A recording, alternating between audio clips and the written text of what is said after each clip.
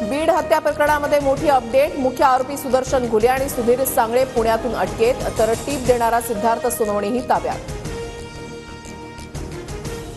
Doctor Y बसेनेच Ghule आणि सांगळेला पळून जाण्यास मदत केली। तपासामध्ये नवा खुलासा। वाय बसेच्या चौकशीनंतरच घुले आणि सांगळेच्या मुसक्या आवळण्यात आल्या।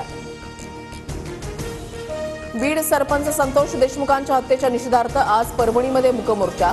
संतोष देशमुखांचे कुटुंबीय मोर्चासाठी रवाना। मनोज जरांगे, सुरेश धस, बजरंग सोनवणेही उपस्थित राहणार।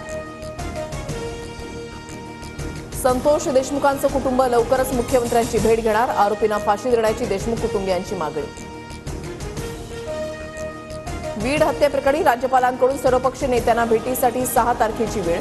संभाजीराजेंसह सर्वपक्षीय नेते राज्यपाल CP राधाकृष्णन यांची भेट घेणार।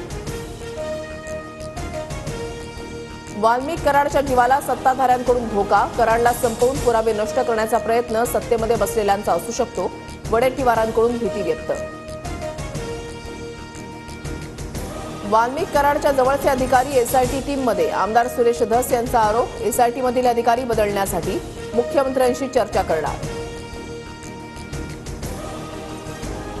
बीड हत्या प्रकरणामध्ये तपासासंदर्भात पोलिसांवर विश्वास ठेवायला हवा। सुरेश धस यांचं बोलणं फडणवीसांच्या आदेशानं सुरू असणार। संजय राऊतांचा आरोप।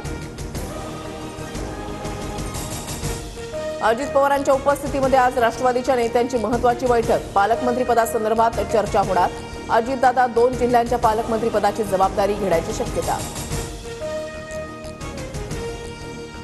येत्या 10 दिवसांमध्ये भाजपला नवा प्रदेशाध्यक्ष मिळणार। प्रदेशाध्यक्षपदी रवींद्र चव्हाणांच्या नावावर शिक्कामोर्तब झाल्याची सूत्रांची माहिती।